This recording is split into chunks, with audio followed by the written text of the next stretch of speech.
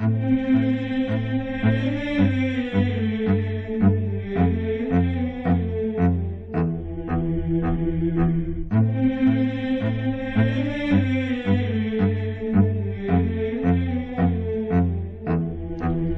we a Protestant denomination? Now, I came from that sort of background. My wife certainly did. Are we Protestants? Well, I've done some study on this subject because it's a pretty important question to deal with. Sometimes we feel comfortable being associated with a larger group, you know, the Catholics, the Orthodox and the Protestants, and we fit somehow into that group. I don't believe we are Protestants, and I don't think we should really identify with that movement. And I'll show you why. There's two reasons. Many historians contend that in the main, the Protestant movement was not purely a religious movement, but it was rather part of a political one. The Reformation was primarily, and if you read your history books you'll find this, was about dominion, power and wealth, those things that always motivate people. Religion was the excuse rather than the initial cause used by certain rulers to cast off allegiance to foreign rule. The historical context of the Reformation, in the 16th century, which is of course when the Reformation began, the medieval period was at an end. The Renaissance, which means the idea of rebirth, had now emerged. There was an intellectual enlightenment. Learning had now gone out of the monasteries and come into the greater society. There was these forces were at play. There was political nationalism, was on the rise. There was commercialism, capitalism, and very importantly, this is the part we don't often know unless you really look at the history books, local kings were consolidating their personal power over their nobles to the exclusion of foreign influence. Very important to understand that. So in the main areas where in the 16th century Reformation took hold, areas like Germany, Switzerland, Holland and England, these places saw the more powerful kings and nobles, for political reasons, rebel against the religious and political hegemony or power base or concentration of power of the Catholic Universal Church. And there was a good reason why they did that.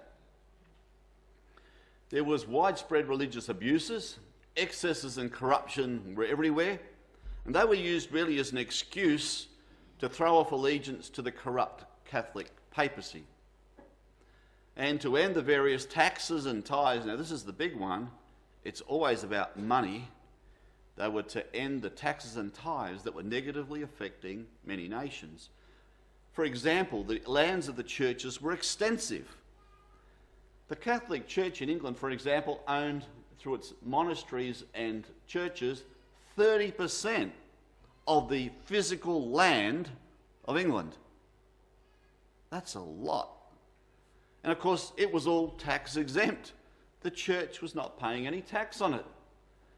And all the landed gentry, the nobles and the kings, well, their collections were shrinking.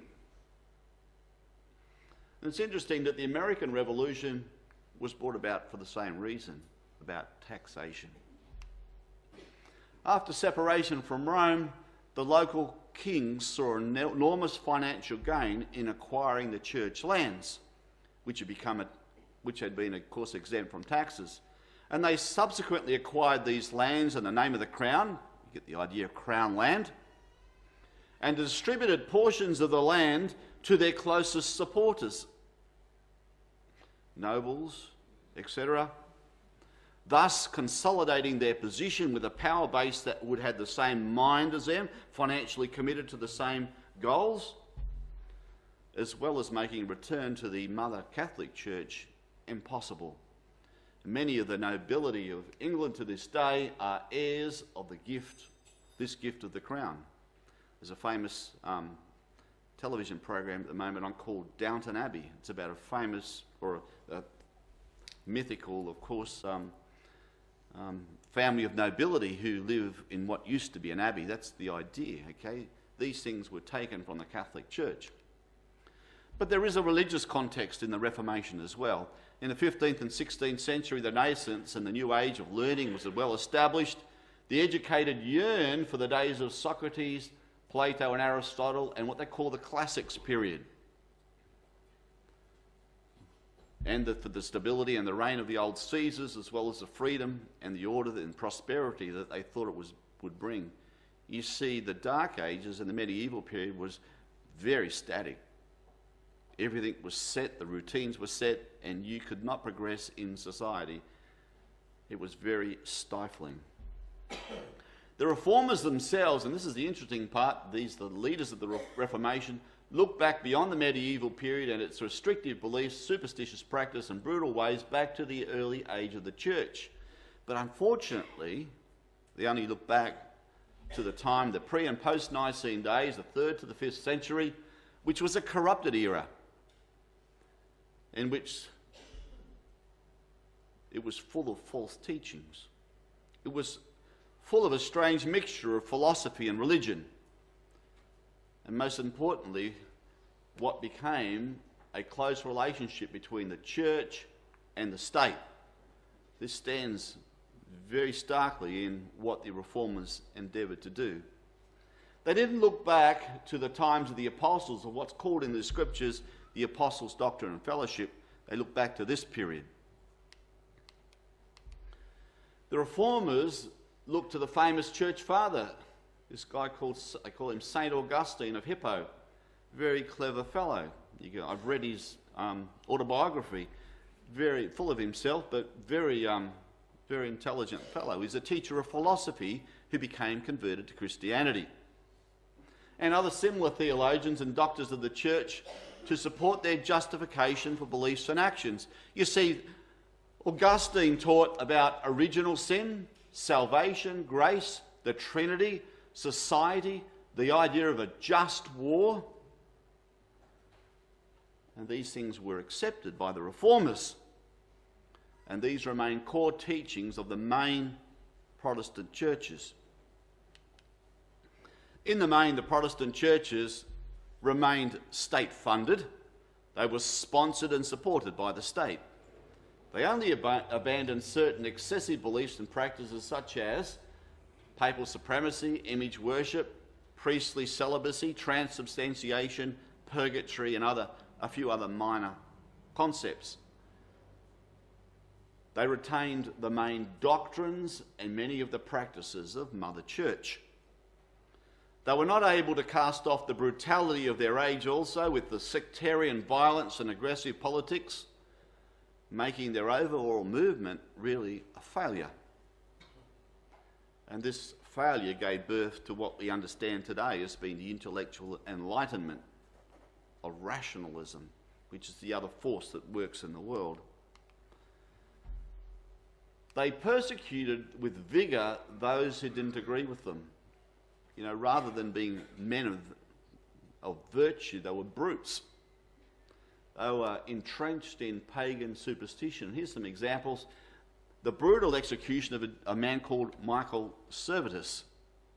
Now, he was a very famous doctor one of the men who discovered how the blood flows through the body. He was also a great Bible student. Now, he wrote a treatise on who Jesus was, that Jesus wasn't God, that Jesus was a man, the Son of God, raised up much the same as our own belief. Now, he was in Catholic Europe, and he fled from there because the Catholics are after him, and he goes up to where John Calvin lived, they called Calvin the Protestant Pope. He went up there and thought he would find some protection. And as soon as Calvin got hold of him, he had the civil government, at his bidding, have this man burnt to death slowly. Not quickly, there was no quick execution, but slowly. And he slew also many others who didn't agree with his position. There was also the brutal and wholesale destruction of the Anabaptists and the Peasants' Revolt in Germany at Luther's bidding. Luther hated civil disobedience. He was a man of the status quo, as long as he had control, of course, what that status quo was, and he put down many thousands of Anabaptists. And there's also a revival of superstition. The Reformation brought about this widespread revival of superstition and brought about the torture and burning of witches. There was a period there, it went for 100 years or so, where young girls to old women were accused of being witches and tortured and slain brutally. They reckon there was around 30,000 women destroyed. Some towns lost all their women. The reformers were vigorous men and I liken him to Jehu in the Old Testament scriptures, who brought down Jezebel's idolatry, but he returned to the compromised ways and worship of Jeroboam, rather than to God's way, which of course in this context would be apostles' fellowship and doctrine. Where are we, brothers and sisters? We are closer to some of the Anabaptists' position. We believe that belief is a personal matter. It's of the conscience. And it can't be subject to the controls of man-made institutions or civil governments. We also hold that all the teachings and beliefs must be founded on Scripture, not on human reasoning, not on philosophy, not on accepted theology, consensus opinion, or tradition. That's what we stand for as a community.